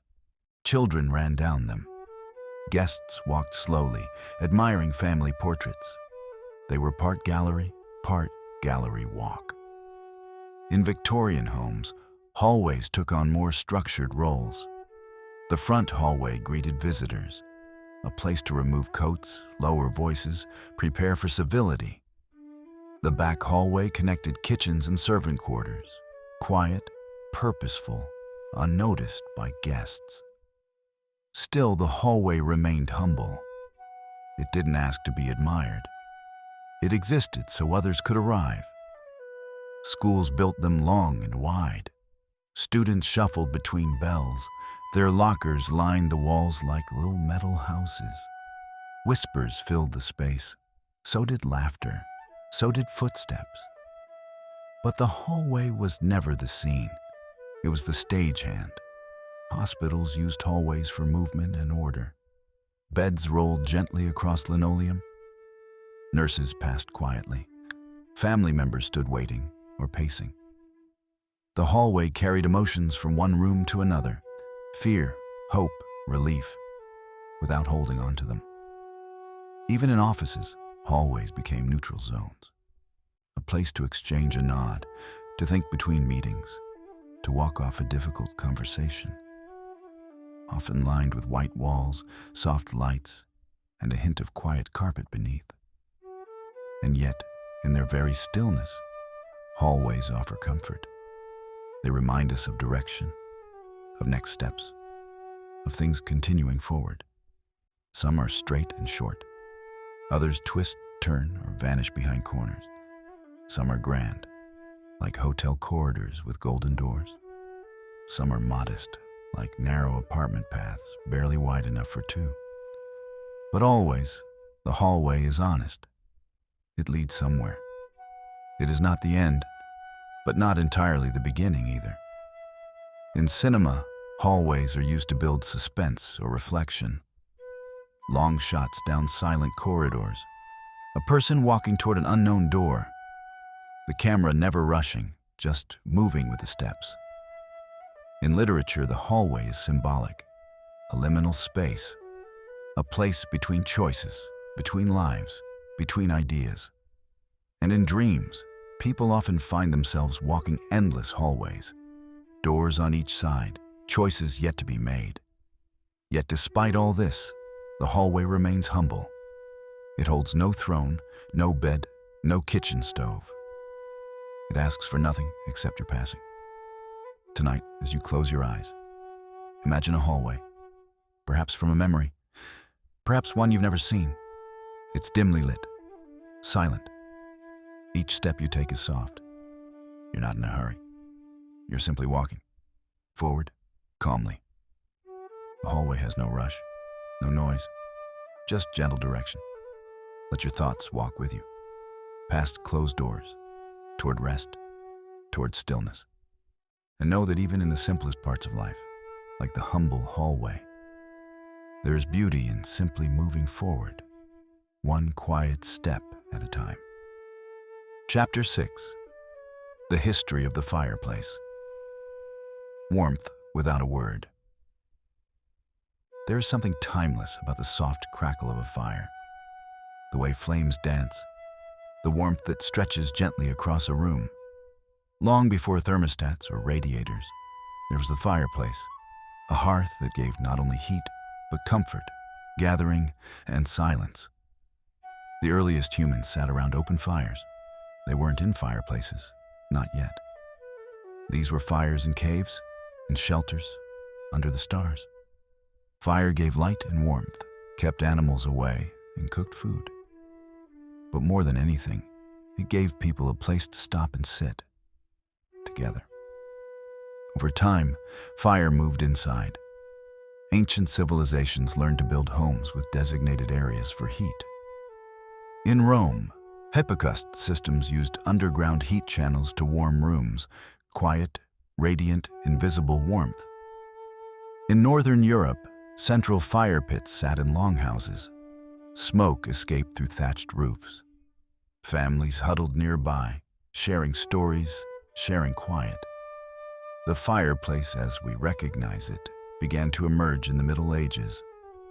Stone hearths were built along walls. Chimneys were added slowly as an architectural improvement. This allowed smoke to rise and exit, rather than fill the room. It also meant fire could become part of everyday life, safely. The hearth became the heart of the home. In cold winters, people gathered there. Meals were cooked, hands were warmed, sleepy dogs curled up close, and conversations were shared, not rushed, but meandering, sometimes silent. By the 17th and 18th centuries, fireplaces grew more refined. Mantels were carved, iron grates were added. Tools hung nearby, pokers, tongs, brushes. The fire became not just a utility, but an aesthetic. In grand homes, drawing rooms and libraries featured ornate fireplaces. But in modest cottages too, the hearth remained a central figure. Whether adorned with marble or simple stone, its role was unchanged. Warmth without a word. Writers often turned to fireplaces for inspiration. Charles Dickens described them in glowing terms. Jane Austen's characters stood beside them in thought. The glow of the fire was a backdrop to revelation, reflection, and sometimes romance. In the 19th century, coal became a common fuel. Grates were redesigned to accommodate it. Ash pans were added. But the feel remained the same. A quiet glow, a soft warmth, a place to stare and say nothing. As electricity arrived, homes changed. Heaters and vents made fireplaces optional. But still, many kept them or built new ones. Gas fireplaces, decorative ones, some that flicker with lights instead of flame. Because the feeling was never just about heat, it was about place. Today, fireplaces appear in living rooms, cabins, hotels, and even screensavers. People play videos of fires on digital screens just to hear the crackle and see the flicker. Not for heat, but for peace. There are no instructions for enjoying a fireplace. You simply sit. Let it warm your feet. Let your thoughts soften. Let the silence stretch. Fireplaces rarely appear in headlines. They are not dramatic, but they remain among the most consistent features of human homes across history. Tonight, picture yourself beside one.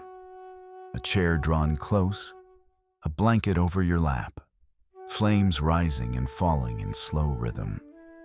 No need to speak, no need to move. Just rest, just breathe. The fire will do the rest. Chapter 7. Socks through the ages. From sandals to softness, they slide on quietly. They rarely stand out, but they are among the oldest and most comforting pieces of clothing we know. Socks. Simple, soft, often forgotten. Yet their story winds gently through centuries of daily life. The earliest known socks were not soft at all. In ancient Egypt, around 500 CE, socks were crafted with split toes to fit into sandals. These were made from wool, hand-stitched with care, and discovered centuries later in tombs. They weren't fashion, they were function, warmth, protection. In Greece and Rome, people wore foot wraps, strips of fabric tied around the feet, sometimes layered for comfort. Roman soldiers marched long distances with simple cloth wrapped beneath leather sandals. The wraps weren't visible. They were private, practical, and essential. The word sock itself comes from the Latin word soccus, a loose-fitting slipper worn indoors by comic actors in ancient Roman theaters. The word drifted quietly into languages across Europe, wrapping itself in new styles and meanings. In medieval Europe, socks evolved slowly. Nobles wore long stockings made from woven cloth or felted wool. These stockings often reached the thigh and were held up by garters. The poor wore shorter versions, sometimes wrapped, sometimes patched again and again. Knitting changed everything. By the 16th century, hand-knitted socks became more common. Queen Elizabeth I received a pair of silk-knitted stockings and never looked back.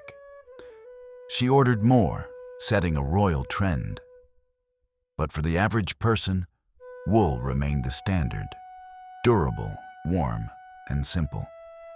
Still, socks were not something to show off. They remained under shoes, beneath skirts, tucked into trousers, quietly doing their job. In the 18th and 19th centuries, sock production moved from hands to machines. Factories began producing them in cotton, silk, and wool blends. Patterns appeared, stripes, checks, and eventually argyle. Yet for many, a plain gray or brown sock was more than enough. During war times, socks became a gesture of love and care. Soldiers at the front received hand-knitted socks from home. Each stitch carried hope, warmth, and a wish for safety. Some were mismatched. Some were too big or too small. But none were unappreciated. In the 20th century, socks became more diverse. Athletic socks, dress socks, ankle socks, toe socks, fuzzy socks. They arrived in drawers and gift boxes, sometimes as jokes, sometimes as essentials. Still, most lived quiet lives, put on in the morning, taken off at night. And for many, socks meant home. The feel of warm socks after a shower, the act of slipping into soft ones on a cold day, the quiet joy of thick socks on a wooden floor. Today, socks continue in silence. They match, they mismatch. Some are lost in laundry machines, never to return. Others are worn thin and patched. Some are colorful expressions, others pure utility. But always they serve. No wars were won in socks. No great revolutions began with them. But they were always there, beneath boots, under robes, on cold floors and soft beds. They make little sound. They demand no attention. So tonight, as you prepare to sleep, feel the softness around your feet. Imagine wool spun centuries ago. Picture someone long ago stitching a simple sock, thinking only of warmth. Let that thought wrap around you like cloth. Quiet, gentle, familiar. Step softly into dreams, socked feet on a warm path. Chapter 8. The Humble Doorknob. Turning History 1. Quiet click at a time. It doesn't open the world, but it opens the room. With a quiet twist, a soft click, and the gentlest of turns, the doorknob invites movement. It is not grand. It is not loud. But for generations, It has been the unnoticed usher between spaces, steady, silent, and present. Doors have existed since ancient times. The earliest were slabs of wood or stone, lifted or pushed into place. In Egyptian tombs, carvings show hinged doors as far back as 4,000 years ago. In Roman homes, bronze hinges swung open wooden panels. But for centuries, these doors were opened with latches, bars, or rings. Simple tools that did the job, without flourish. The doorknob arrived much later, and even then, it made no announcement. Historians place its origin around the 18th century. Before that, doors opened with thumb latches. Levers you pushed with your thumb. These worked well, but weren't always secure. As homes grew more complex and privacy became more valued, people wanted better closure. And so, quietly, the doorknob turned into history. Early versions were handcrafted, made of wood, ceramic, or metal. Some were hollow, some solid. Some turned, some slid. They appeared on bedroom doors, pantry doors, closet doors. Never central, but always there. In 1878, an American inventor named Osborne Dorsey patented an early design for an improved doorknob mechanism. His name isn't widely known. His invention isn't displayed in museums, but his idea has turned quietly in millions of hands. As industrialization spread, so did the doorknob. Brass became common. Porcelain knobs dotted Victorian homes. Crystal knobs sparkled on the doors of parlors and bedrooms. Inexpensive molded designs appeared in simpler homes. Uniform, round, slightly cool to the touch. Doorknobs didn't just open doors, they defined them. A bedroom knob might be smooth and warm. A front door might have a sturdier grip and a keyhole. A child's room might have one at the perfect height for small hands. Throughout the 20th century, styles came and went. Art Deco introduced geometric designs. Mid-century homes opted for simplicity. And in offices, stainless steel knobs became standard, silent, reliable, unnoticed. But while the designs changed, the motion did not. You grip, you turn, you move forward. The doorknob doesn't ask questions. It waits. It allows. It's the pause before a new room, the gesture that signals, "I'm entering now," or "I'm leaving quietly." And when it clicks shut behind you, there is closure, not just of space, but of thought. Even now, in the age of automatic doors and digital locks, the doorknob remains. In old homes, in quiet buildings, in places where the feel of brass or ceramic brings a strange sense of grounding. Few objects have touched so many hands and asked so little in return. At night, it is often the last thing you touch. That final turn before sleep. A gentle click as you close your bedroom door. A silent partner in the transition from day to rest. So now, as you prepare for sleep, picture the turn of a doorknob, cool and smooth in your palm. The gentle shift of the latch. The sound of a door opening, soft, slow, steady. You step through into stillness, and behind you, the click. The world quiets. The room waits, and you rest. Chapter 1. The Evolution of the Broom. From twigs to bristles. It begins with a simple sweep, a quiet gesture of cleaning, of moving dust gently from one corner to another. The broom, one of the humblest tools in human history, has quietly shaped the rhythm of daily life for thousands of years. Before there were bristles, there were branches. Early humans likely bundled twigs, grass, or stiff plant stalks to push dirt from their shelters. These first brooms had no handles. They were gripped by hand, small and rough, useful only for the basics. But they worked, and so they stayed. In ancient Egypt, sweeping tools made of bundled reeds appeared in homes, simple and functional. In China, millet stalks were tied together and used to brush floors. These tools were not named, not celebrated, but in every household, someone used them. In ancient Rome, the broom was a quiet part of daily routine. Streets were swept, temples were maintained, homes were tidied.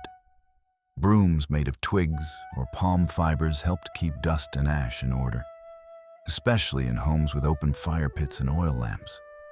Yet despite its universal use, the broom remained unchanged for centuries. The turning point came in the Middle Ages. In Europe, people began attaching handles to the bundle of twigs, allowing them to sweep while standing. It was an improvement of comfort more than function. But comfort matters. Still, brooms were handmade. No two were quite alike. One family might tie their broom with twine, another might use cloth. Some used whatever plant was nearby: willow, heather, corn husks. In the 17th century, broom making became a trade. Craftsmen began shaping handles, binding bristles tighter, improving durability. The tools remained simple, but more refined. Then, in 1797, a farmer named Levi Dickinson in Massachusetts made a broom for his wife using sorghum tassels, also known as broomcorn. She liked it. So did the neighbors. Dickinson made more. Soon, broom making became a small industry in New England. These broomcorn brooms swept more evenly, lasted longer, and became the standard across homes in America. By the 19th century, broom factories appeared.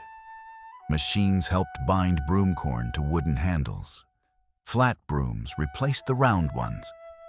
A more efficient shape, easier for sweeping corners and edges. And yet, for all this evolution, the broom remained quiet. It did its job without electricity, without screens, without praise. In some cultures, brooms gained symbolic roles. In West African traditions, brooms were used in weddings. Jumping the broom marked a union. In parts of Asia, sweeping at the New Year symbolized clearing out bad luck. But most of the time, the broom just waited by the door, unnoticed. In the 20th century, plastic arrived. Nylon bristles, lightweight handles, bright colors. Brooms began to hang on wall hooks or lean in utility closets. They were inexpensive, efficient, and replaced without ceremony. Still, in many homes, the older kinds remained. The heavy wooden broom with worn straw bristles, the one used on porches or in quiet corners. The broom doesn't seek attention. It isn't displayed. But it has swept millions of kitchens, tidied countless bedrooms, prepared rooms for guests, finished long days with one final, peaceful pass across the floor. There's something meditative in sweeping. The gentle push, the light scrape, the pattern of back and forth. It slows the mind, grounds the moment, clears more than dust. Even today, with vacuum cleaners and robotic devices, the broom persists. It doesn't beep. It doesn't run out of batteries. It doesn't make a fuss. It simply waits to be picked up, to offer a few moments of quiet cleaning, of calm control. Tonight, imagine the soft swish of a broom on a smooth wooden floor, the faint rustle of bristles against dust, the way light reflects off polished grain. The task is simple, but not meaningless. Sweep away the thoughts of the day. Sweep gently toward rest. Let the rhythm of the broom carry you back and forth, quietly, peacefully. Chapter 2. The Quiet Tale of the Window Latch. It doesn't creak loudly. It doesn't shine. It doesn't ask for attention. But the window latch, small, cold to the touch, and often forgotten, has helped people feel safe, warm, and quietly in control for centuries. Windows themselves began as holes in walls. Early homes in ancient Mesopotamia and Egypt had small openings to let in air and light. These were covered with cloth, paper, or shutters, depending on the culture. There was no glass, and certainly no latch. In China, paper-covered window frames allowed light while offering privacy. In the Roman Empire, glass was eventually introduced. Not the clear kind we know, but cloudy panes, luxuries for the wealthy. As these early windows became more common, the need to open and secure them grew. And so, the latch was born, not all at once, not with a grand invention, but slowly over time as a simple answer to a quiet question: how do we hold this closed? In medieval Europe, shutters were still the norm. Wooden planks, opened during the day, barred shut at night. Simple wooden pegs or sliding bolts held them in place. These were early forms of the window latch, primitive but effective. As glass windows became more popular in the 17th and 18th centuries, latches became more refined. Metal was used, iron or brass. Blacksmiths crafted small, curved handles that turned or lifted to lock windows closed. Each one handmade, slightly different. They weren't decorative, they were practical. On cold nights, they kept out drafts. On warm evenings, they allowed fresh air to sneak in. In storms, they held firm. In peace, they sat still. By the 19th century, latches became standardized. Factories produced them in familiar shapes: crescent locks, hook and eye sets, sash fasteners. They became part of the window, expected but still uncelebrated. Each one has a distinct feel, a slight resistance, a soft click, the sound of closure, the feeling of quiet. In homes around the world, window latches have seen decades of change from the same place. They've held out summer heat, held in winter warmth, been turned by the hands of children, elders, and everyone in between. Some latches are loose now. Some are painted over. Others have been replaced, forgotten, or left permanently closed. But they remain, at the edge of view, part of the rhythm of daily life. Open in the morning, closed at night, overlooked but dependable. During storms, they become small protectors. During breezes, they become invitations. And when you're alone in a quiet room, turning one becomes a small, personal moment, a gesture of care, a decision made silently. Few things in a home are as quietly consistent as a window latch. Writers rarely mention them. Artists rarely paint them.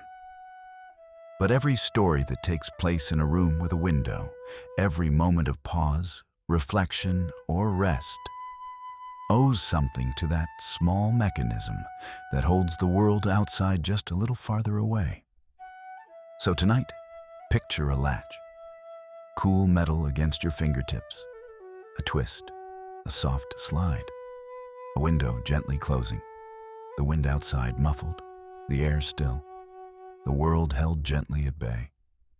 The night safely on your side of the glass. And the latch, silent once more. Chapter 3. Measuring Time with Sand. A history of the hourglass. Grain by grain, it falls. No sound, no rush, no fanfare. The hourglass doesn't tick or chime. It flows, slowly, steadily, one tiny crystal at a time. It measures not urgency, but rhythm. A calm, visual measure of moments passing. The hourglass, like time itself, is patient. Long before gears and batteries, humans turned to nature to track time. The suns rise and fall, the moons glow, the seasons, shadows, water, and eventually, sand. The hourglass likely emerged in the early Middle Ages, though its exact origin is uncertain. Some believe it developed from the water clock, an ancient tool that used dripping water to track minutes. But sand, unlike water, didn't evaporate or freeze. It was consistent, quiet, and portable. Early hourglasses were used by monks. Tucked into stone chapels, they measured prayer sessions or meditation, not to hurry, but to hold a steady rhythm of devotion. The sound of soft chanting, the feel of cool stone, and beside them, sand flowing downward. Sailors used hourglasses at sea. Mechanical clocks struggled on moving ships, but sand flowed just the same, whether the ocean was calm or wild. Mariners used hourglasses to track watches, shifts of work and rest. A glass turned over marked the passing of time as waves crashed around them. In classrooms and kitchens, hourglasses found quiet purpose. Measuring a lesson, timing an egg, teaching patience. In each case, they did so without pressure. No alarms, no blinking lights, just falling sand, gently slipping away. Designs evolved slowly, glass bulbs fused at the center, wooden frames carved with care. The sand, sometimes white, sometimes tinted, poured through a narrow neck. Some glasses measured an hour, others 15 minutes, or 3. Each turn was a reset, not a failure, not a loss, just a beginning again. In an age of watches, clocks, and digital timers, the hourglass became a symbol more than a tool. It appeared on desks as a reminder to focus, on book covers as a symbol of mortality, in games to gently pressure turns, but always with its soft message. Time is moving, but not fast. Artists loved hourglasses. Poets mentioned them often. Shakespeare wrote of time as the sand in a glass. Paintings showed them beside skulls and flowers, reminders that time slips through, but beauty still surrounds us. Even in technology, the hourglass lived on, as the symbol for loading, a moment of waiting, of patience, of holding still. There is comfort in watching sand fall. It doesn't skip, it doesn't leap, it just flows. Constant, predictable, trustworthy. Some hourglasses are small, meant for desks or games. Others are large, decorative, mounted in carved wood or brass. Some are precise, others are symbolic. But each carries the same spirit, calm measurement. Tonight, imagine one, a slender glass bulb before you, half full, half empty. The grains fall like soft rain, landing below with no sound. You're not waiting for it to finish. You're simply watching, being. There is no race, no alarm, only now. Let the sand fall. Let your thoughts settle. And when the time comes, you may turn the glass again, not to start over, but to continue gently. Time, like rest, will return, grain by grain. Chapter 4. The Long Silence of the Wardrobe. There it stands, tall, still, with doors that barely creak and a presence that never leaves. The wardrobe, or closet, or armoire, whatever you call it, has stood silently in the corners of rooms for generations. It does not rush, it does not move, but inside, it holds stories, slowly, quietly. The idea of storing clothing is ancient. Early humans used baskets or stone niches to keep their belongings dry. Later, wooden chests became common. These boxes held fabric, furs, folded tunics, and blankets. They were moved as needed, sat on, closed tight. But they didn't stand. The wardrobe began its journey in medieval Europe. At first, it was simply a large chest on legs, called a press. It had no shelves or hangers, just space to stack folded garments. Over time, as households became more stationary and larger in design, storage shifted upward. By the 14th and 15th centuries, carved wooden cabinets with doors began to appear.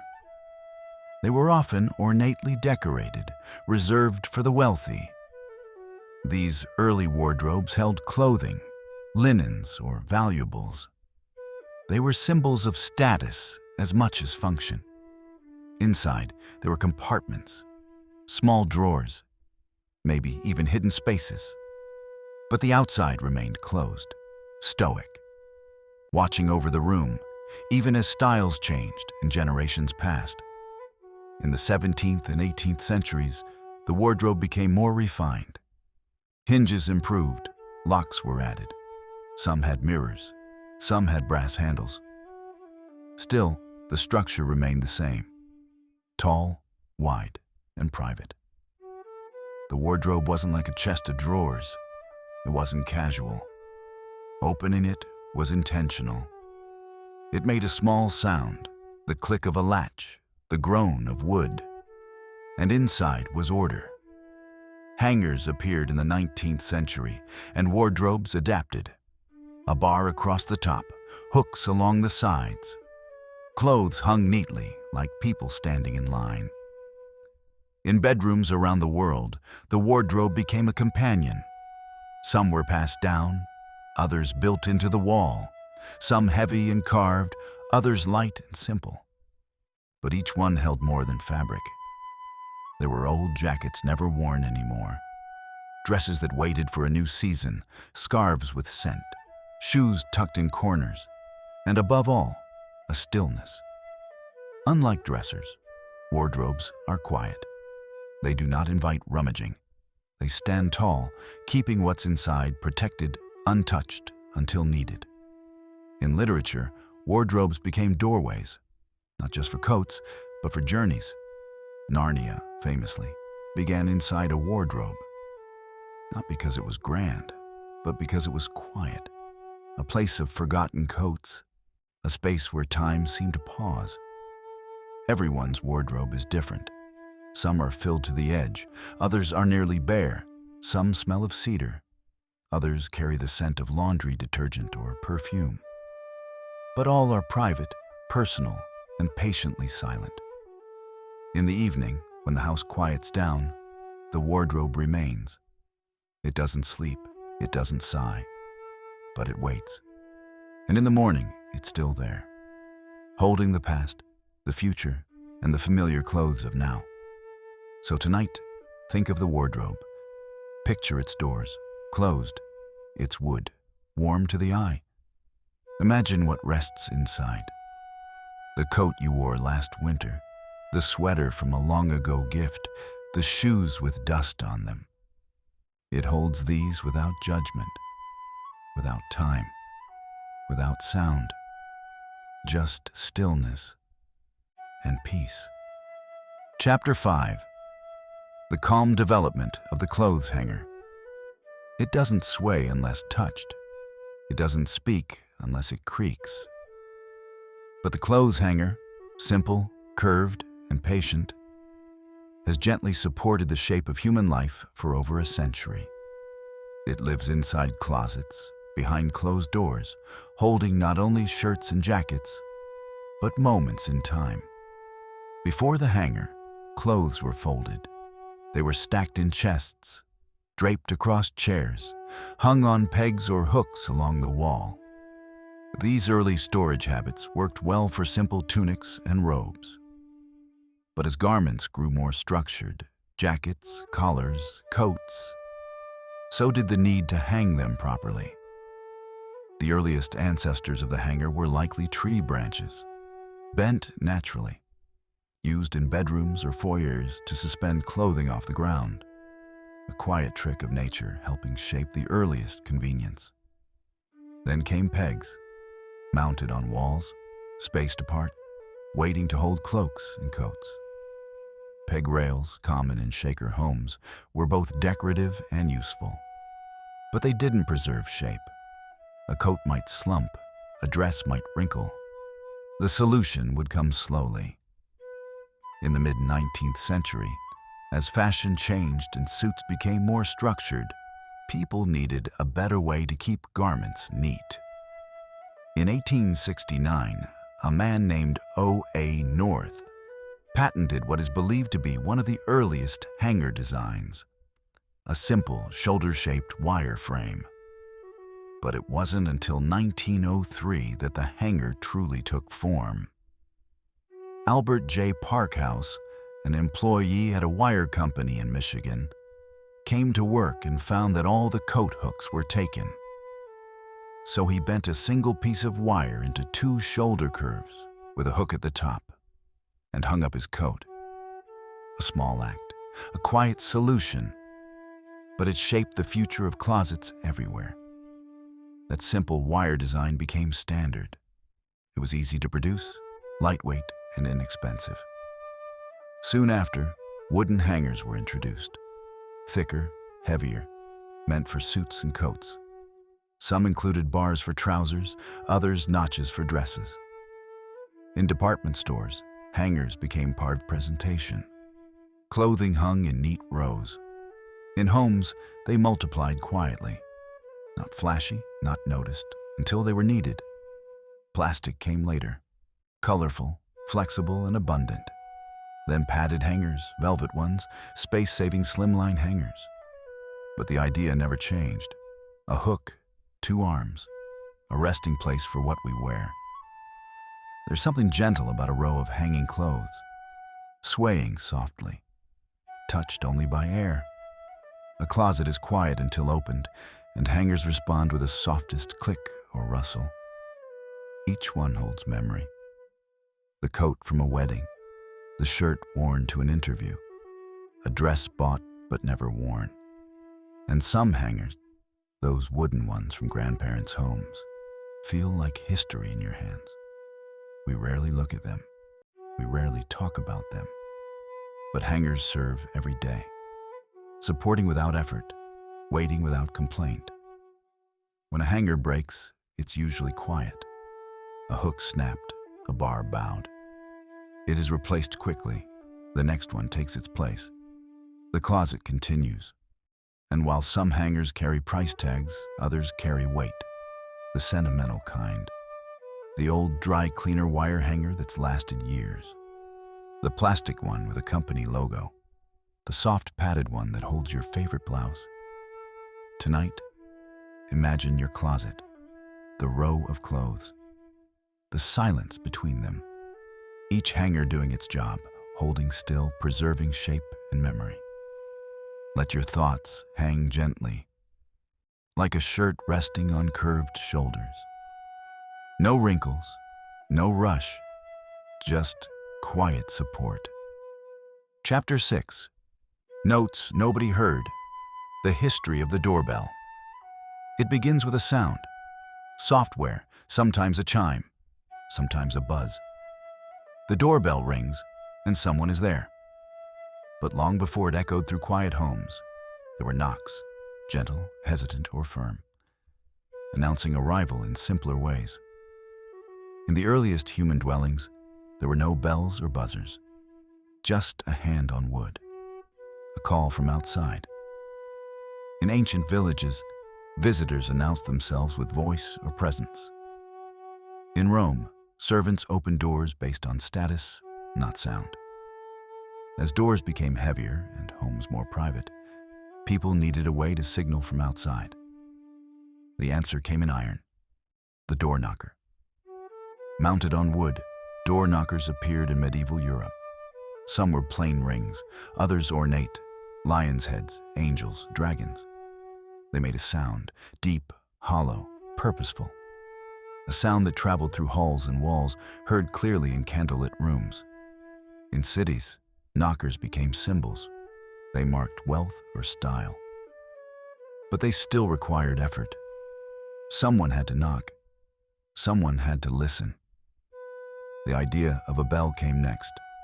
By the 18th century, some homes installed small bells near the front door, connected to cords or wires. A visitor pulled a handle. Inside, a bell rang. Gentle, mechanical, predictable. In wealthier homes, bells were linked to servant quarters. Each room had a pull cord, the kitchen, the drawing room, even the bedroom. A quiet tug sent a message, carried not by voice, but by wire and sound. Then came electricity. The first electric doorbell was patented in the 1830s. At first, it was a novelty. A small spark triggered a hammer to strike a chime. As wiring spread through homes, electric doorbells became more common. By the early 20th century, they were everywhere.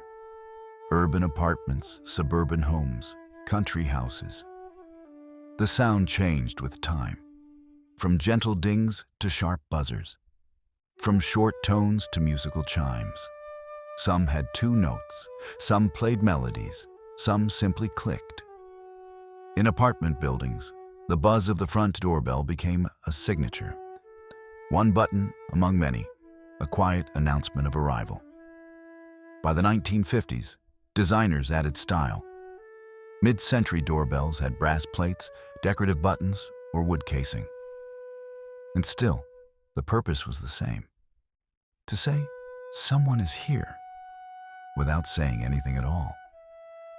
In recent decades, doorbells became smart. Cameras, motion sensors, push notifications. You don't need to be home to hear the ring. It travels to your phone, your watch, your screen, silent in the air, but still a signal. But even with all that change, one thing remains: the moment of waiting. The pause between pressing and answering, the silence after the sound, the unknown behind the door. Sometimes the bell is ignored. Sometimes it's welcomed. Sometimes it startles. Other times it comforts, announcing a friend, a delivery, or simply that someone remembered you. Not all doorbells are heard. Some go unnoticed, some disconnected, some forgotten. But they remain, by the frame, beside the handle, waiting to announce the next arrival. Tonight, picture a quiet street, a front step, a small button near the door. You press it. A soft ding carries inside, not loud, not sharp, just enough. Inside, someone stirs. The air shifts. The house listens. And then, stillness. The bell has done its work. The door waits. Let the chime fade. Let the night settle. Let every note dissolve into rest. Chapter 7. The gentle advance of the pillow. It begins every night. The head lowers. The breath slows. And beneath it all, the pillow waits. Soft, steady, and silent. More than a rectangle of fabric and fill, the pillow has become a quiet companion to sleep itself. Its story is long and soft, just like the rest it offers. The earliest pillows were not soft. In ancient Mesopotamia, they were made of stone. Carved supports used not for comfort, but to elevate the head and protect hairstyles. In ancient Egypt, wooden or ceramic headrests held the neck in place, guarding against insects or preserving posture in sleep. These early pillows were practical. They aligned the body. They had symbolic roles. In some cultures, they were used in burial rituals. In others, they were signs of status. Softness came later. In ancient China, pillows made of porcelain or bamboo were decorated with art and poetry. They weren't always soft, but they were meaningful. Sometimes filled with herbs for dreams or carved with symbols for luck. They were cool to the touch, meant to be thoughtful, not just restful. By the time of ancient Greece and Rome, pillows had begun to resemble what we know today. Cushions filled with straw, wool, or feathers. The elite had many. The poor had few or none. But the idea was spreading, that sleep could be softened. In medieval Europe, pillows were not always used. Some cultures viewed them as indulgent or even improper. But over time, practicality prevailed. By the Renaissance, pillows returned to bedrooms, stuffed with down or rags, sewn in linen, quietly present on every bed. The Industrial Revolution changed everything. With machines came mass production. Cotton covers, feather stuffing, uniform shapes. The pillow became affordable, common, a standard in homes around the world. Designs improved. Thread counts rose, fillings diversified. Synthetic fibers joined feathers. Memory foam arrived. Cooling gel, ergonomic curves, yet the pillow's purpose stayed the same. To support, to soften, to soothe. There are pillows for every preference. Flat, fluffy, firm cradling, decorative ones that never touch a head. Travel pillows shaped like donuts. Body pillows for comfort, all with one purpose: quiet presence. In some cultures, pillows are sacred. In Japan, the makura is often given as a thoughtful gift. In parts of Africa, carved wooden headrests still honor tradition. In modern homes, children clutch them for comfort. Adults press their faces into them after long days. Couples share them. Pets steal them. Each pillow holds a story. The one you cried into. The one you fluffed endlessly. The one that still smells faintly of someone you miss. Pillows age with us. They flatten. They fade. They yellow slightly. And yet, they remain. Their value isn't in perfection, but in presence. Tonight, imagine yours. Its shape, its scent, the way it greets your cheek without complaint, the way it molds to your rest. Let your head grow heavier. Let your thoughts settle. The pillow doesn't judge. It doesn't shift. It waits. Night after night. Dream after dream. And in the stillness, it speaks only in softness. Chapter 8. Curtains through the ages. Shading time. Softly. They sway in the breeze. They hush the light. They frame the window like a soft thought at the edge of vision. Curtains, those quiet panels of fabric, have watched the world in silence for centuries. Never hurrying, never demanding, only shading, softening, and staying. Long before the curtain, there was the opening. In ancient times, doorways and windows were covered with animal hides, reeds, or woven mats. In Egypt, cloth draped from wooden poles kept sun and sand at bay. In the hot, dry air, a woven screen meant the difference between exposure and comfort. In ancient Rome, linen hangings called vela were suspended in doorways or public areas. They didn't just offer privacy. They shaped light. They softened heat. They turned hard walls into layered spaces. In the East, silk panels were used in palaces and temples. Light filtered through delicate fabric, casting quiet patterns on stone and floor. Curtains weren't merely useful. They were poetic, moving gently as footsteps passed. In medieval Europe, heavy drapes were used more for warmth than beauty. Hung around beds, across entryways, or between rooms, they held heat in drafty castles and manor homes. These early curtains were thick, often woolen, sometimes embroidered, often faded by smoke and sun. The Renaissance brought more refinement. Fabrics became finer, dyes richer, patterns elegant. The curtain moved from necessity to decor. It wasn't just about blocking, it was about framing, creating a space that felt shaped, protected, finished. By the 18th century, curtains adorned parlors and drawing rooms. Swags, tassels, tiebacks, all added flourish. But behind the detail, their purpose was unchanged: to filter light, to shield rest, to soften life. In simpler homes, curtains were humble. Cotton or linen, maybe faded, maybe patched. But still, they hung. Still, they moved with the air. Still, they carried the quiet rhythm of day and night. With the Industrial Revolution, fabric became more accessible. Curtain rods, rings, and hooks were standardized. Styles spread. From the lace sheers of Victorian windows to the floral patterns of mid-century kitchens, Curtains became a quiet language of home. They told stories in folds and shadows. Morning light slipping through the edge, evening sun glowing gold through layers of fabric. The hush they offered at bedtime, the privacy they granted in silence. Curtains don't speak, but they listen. They know when the house is empty, when a child is napping, when a storm begins. They move gently with open windows. They flutter in dreams. Some are formal, some carefree, some old and sun-bleached, others new and crisp. But all carry the weightless work of comfort, hanging there, ready to shade, soften, or simply be still. Tonight, picture one. The curtain in your room, its edges, its weight, the way it rests against the wall, the way it catches the light. Maybe it's drawn closed, holding the world outside. Maybe it's half open, letting night gently pour in.